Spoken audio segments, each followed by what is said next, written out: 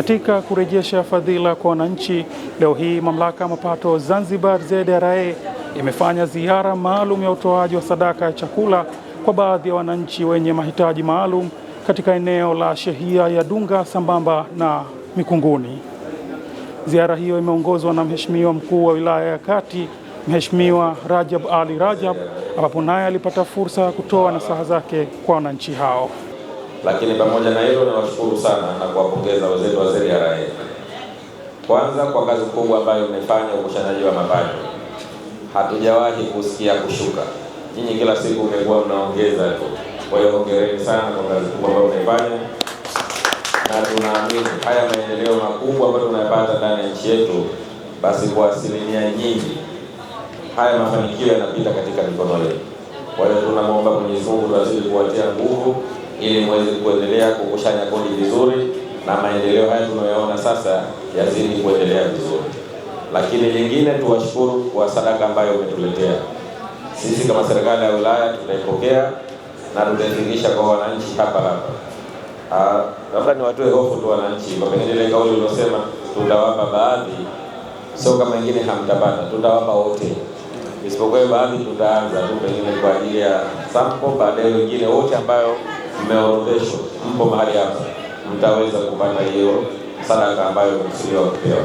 Mheshimiwa Mkuu wa Wilaya, leo tumekuja kwa ajili ya kutoa sadaka yetu kwa wananchi, kurudisha kile ambacho wanachangia. Hawa Mheshimiwa Mkuu wa Wilaya ndio walipa kodi. Wanaponunua na kudai risiti, maana yake yeye ndo amelipa kodi. Kwa hivyo wananchi, nyinyi ndio mnaolipa kodi.